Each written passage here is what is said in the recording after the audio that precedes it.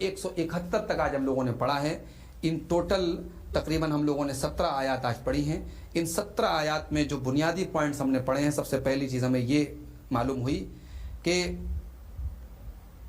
اللہ تعالیٰ نے جو آزمائش کا نظام بنایا ہے، اللہ تعالیٰ کبھی کبھی ہمیں مصیبتوں سے آزماتا ہے، بیماریوں سے آزماتا ہے، خوف سے آزماتا ہے، بھوک سے آزماتا ہے. یہ نظام اللہ تعالیٰ کا جو ہے یہ کھرے اور کھوٹے کو الگ کرنے کے لیے. اگر ہمیشہ راحت اور آسانی ہوتی اور کبھی پریشانی نہ آتی تو پھر ظاہر ہے کہ اہل خیر اور اہل شر میں فرق کرنا مشکل ہو جاتا.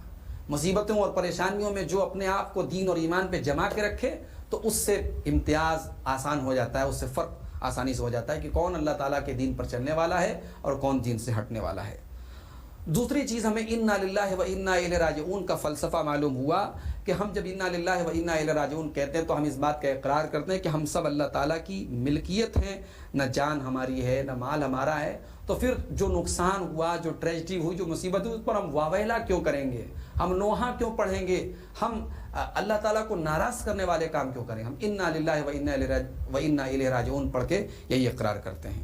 اور و انا الیہ راجعون جب ہم کہتے ہیں تو ہم آخرت کو بھی یاد کر لیتے ہیں. ہم اللہ ہی کی طرف پلٹ کے جانے والے جب ہم یہ کہتے ہیں تو ہمیں آخرت کی یاد آتی ہے کہ دنیا میں اگر یہ دکھ ہے تو ایک ایسی دنیا بھی ہے جہاں کوئی دکھ نہیں ہوگا انشاءاللہ، جنت کی دنیا. آخرت کو یاد کر کے ہم اپنے اس دکھ کو بھول جائیں. یہ انا للہ و انا الیہ راجعون کا فلسفہ ہے.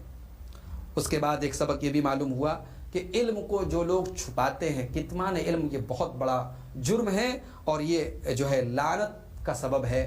اس کو کرنے والے پر اللہ تعالیٰ کی لعنت ہوتی ہے اور وہ اللہ کی رحمت سے دور ہو جاتا ہے. اسی طریقے سے ایک سبق یہ ملا کہ جو عالم ربانی ہوتا ہے، جو صحیح معنوں میں عالم ہوتا ہے، اللہ کے رسول کی حدیث ہے اس کے لیے زمین و آسمان کی تمام چیزیں مغفرت کی دعا کرتی ہیں. اور جو عالم سو ہوتا ہے، برا عالم ہوتا ہے، حق کو چھپانے والا عالم ہوتا ہے، اللہ نے فرمایا یلعنہم اللائنون، لعنت کرنے والے اس کے اوپر لعنت کرتے ہیں. یہ فرق ہے عالم ربانی میں. ایک کے لیے سب لوگ استغفار کر رہے ہیں اور ایک کے لیے سب لعنت کر رہے ہیں. یہ فرق ہے دونوں میں.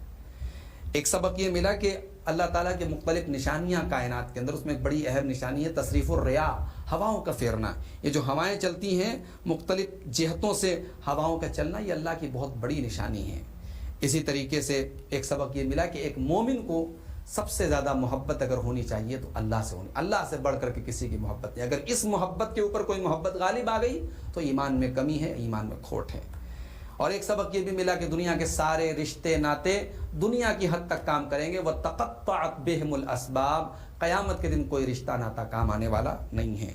اور اسی طریقے سے ایک سبق یہ ملا کہ اللہ تعالیٰ نے حلال اور پاکیزہ چیزوں کو کھانے کے بعد فوراً کا وَلَا تَتَّبِعُوا خُطُوَاتِ الشَّيْطَانِ، شیطان کے نقش قدم پہ مت چلو. یعنی شیطان کا پہلا اسٹیپ حرام کھلانا ہے، ہمیں حرام کھلانا اور اللہ تعالیٰ کے دین سے ہٹانا، یہ شیطان کا پہلا اسٹیپ ہے. تو یہ آج دوسرا ایپیسوڈ تھا قرآن کریم کے دوسرے پارے کی تفسیر کا. انشاءاللہ یہ سلسلہ آگے بڑھے گا. اللہ تعالیٰ سے دعا ہے رب العالمین ہمیں قرآن کریم کو سیکھنے کی، سمجھنے کی اور عمل کرنے کی توفیق عطا فرمائے. آمین. والسلام علیکم ورحمۃ اللہ.